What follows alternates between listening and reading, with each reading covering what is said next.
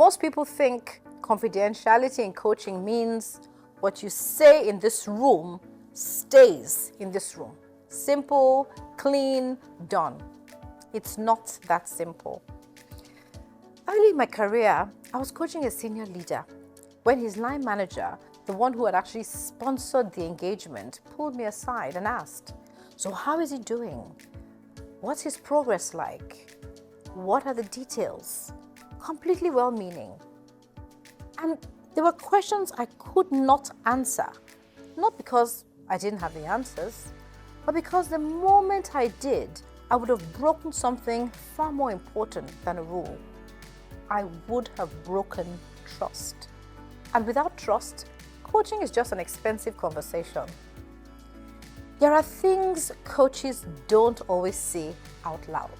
Let me say them here. Confidentiality is not absolute. If a client discloses something that signals a risk of harm to themselves or others, that changes everything. Coaches have an ethical and, in some contexts, legal responsibility that exists above the coaching relationship.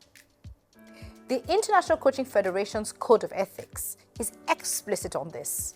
Coaches must clarify the limits of confidentiality before coaching begins, not when a difficult situation forces the conversation. So knowing where those lines are and communicating them upfront is part of the professional contract.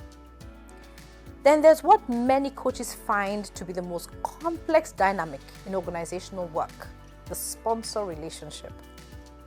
In workplace coaching, there are rarely two parties. There are actually three: the coach, the coachee, and the sponsor, who is usually a line manager or HR lead who is commissioned and is funding the engagement.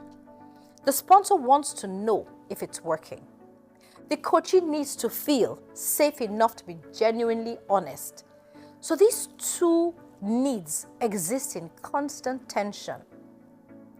Research by Eric Dehan and colleagues published in the Consulting Psychology Journal highlights that role clarity and contracting in three-party coaching relationships are among the most significant predictors of coaching effectiveness.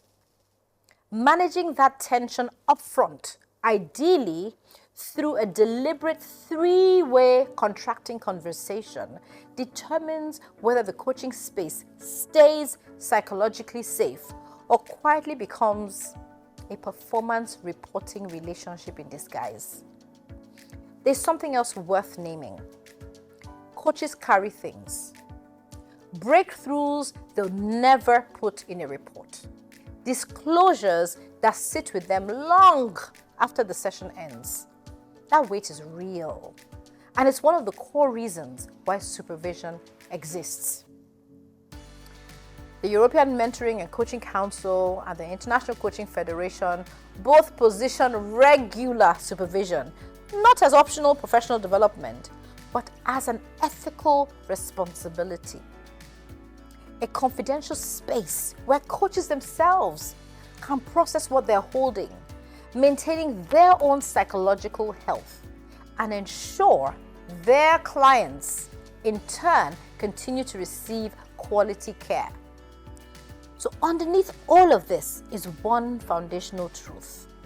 Confidentiality isn't a compliance requirement.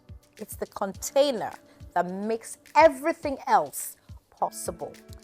As Amy Edmondson's landmark research on psychological safety at Harvard Business School demonstrates, people don't take risks, share vulnerabilities, or engage honestly in environments where they don't feel safe.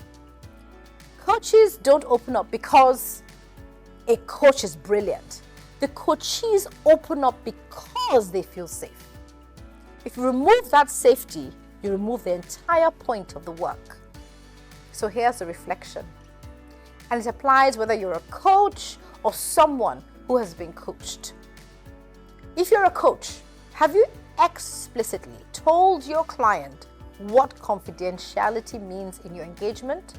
Not assumed it, not implied it, said it out loud, clearly at the start. And if you're a coachee, did you actually feel safe? Or were you quietly managing what you shared, just in case? The quality of coaching is directly tied to the quality of that safety.